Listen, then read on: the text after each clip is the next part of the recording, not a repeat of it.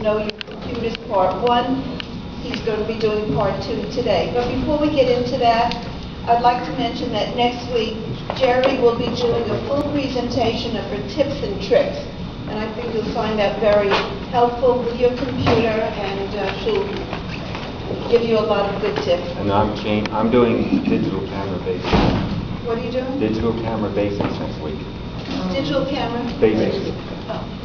And next week, Barry will do digital camera basics, okay? Okay.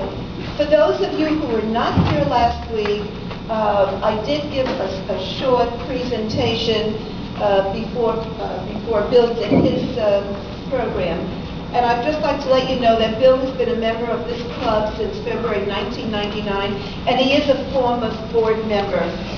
He moved to the Winmore community in Coconut Creek from New York City after retiring from government service in New York State in 1999.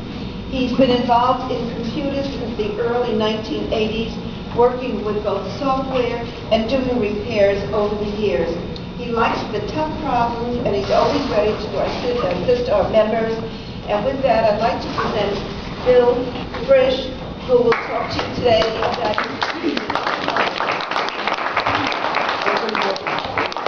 Jerry, minimize the screen and go to the desktop. Bill. Yeah. That's all right. The mouse is not working. Mouse is not working? Let me plug it in over the other side. Okay, try it.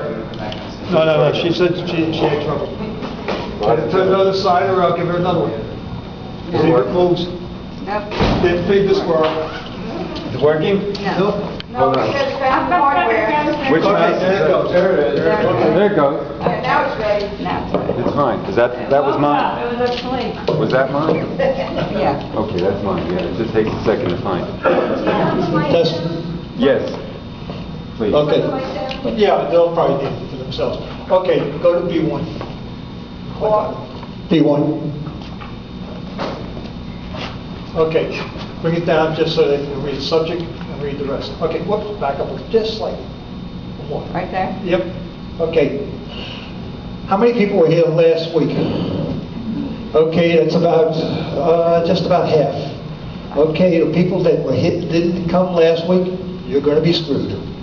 I'm sorry to tell you, because it's a 2-week session, and I don't have time to go back.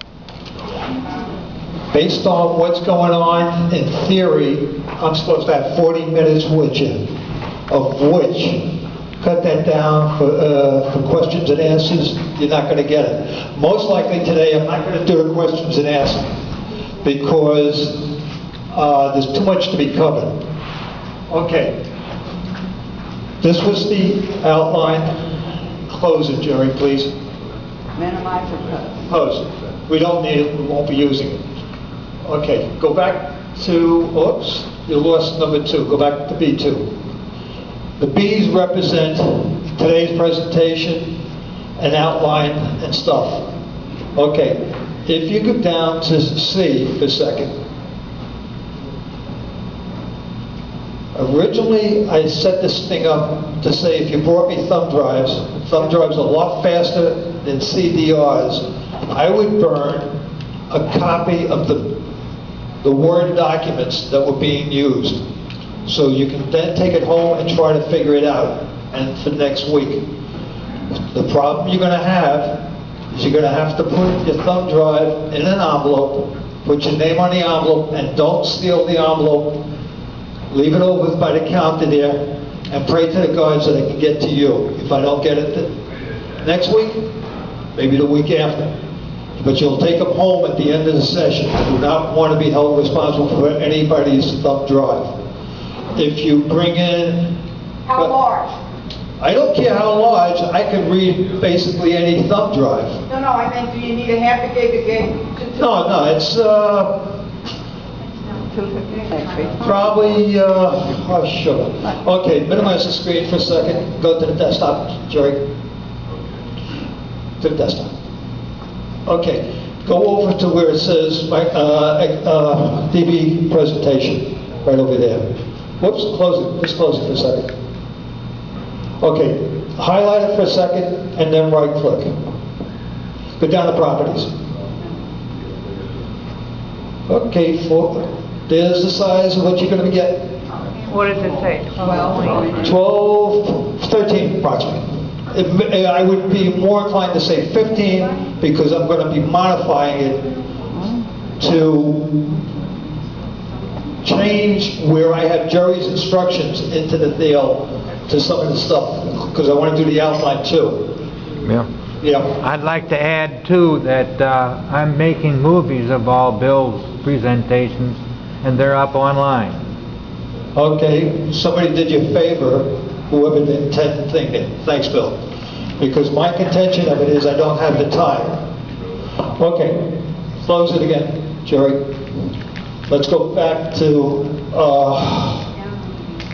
okay, this, close it all off.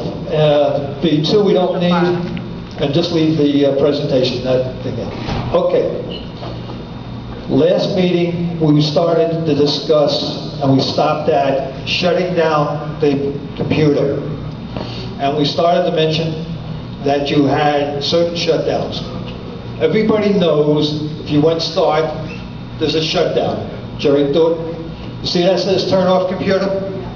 That's the way to turn off a computer. Normal conditions, ideal conditions. When you get in trouble, desktop or PCs, you shut them down by the power switch only. Okay. Now we understand that one. We're not talking about shutting it down at the surge protector. We're talking about shutting it down at the computer. Okay. When you get done shutting down the computer, you should shut down all the other stuff, the printers and all the other, however you shut it down. Okay. I got into a quick discussion and I said if you had storms, electrical storms around this area, which Florida is known for, along with some other problems that we all know about. Okay. Escape on this, Jerry, please. You will shut off your computer, the normal method, when you know that a storm is around, electrical storm. If you have dial-up and you have DSL, go back somewhere in the line and pull the telephone module plug, either at the wall or at your computer. More at the wall that you can get to than on the computer on desktops. Laptops are different. The reason for it is a strike happens more often on telephone lines than electrical lines. So realize that. And it's not protected. Cable's got the same type problems on a broadband. So basically you want to disconnect the cable system. After the storm goes past, you put the wires to get back into its proper connection and you start the machine under normal conditions and everything will start up and you should not have a problem. And you shouldn't have to look for a modem.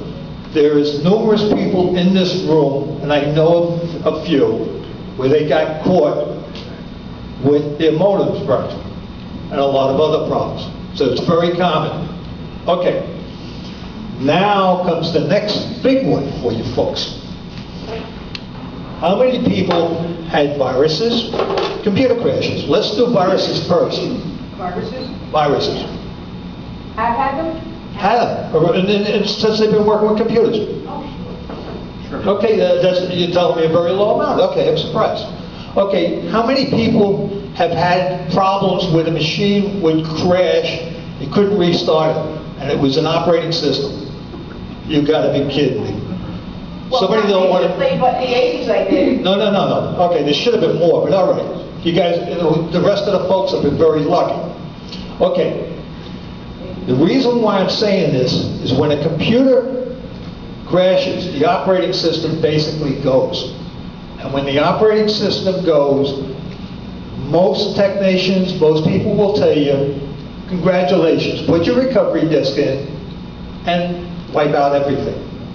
Okay. I'm going to start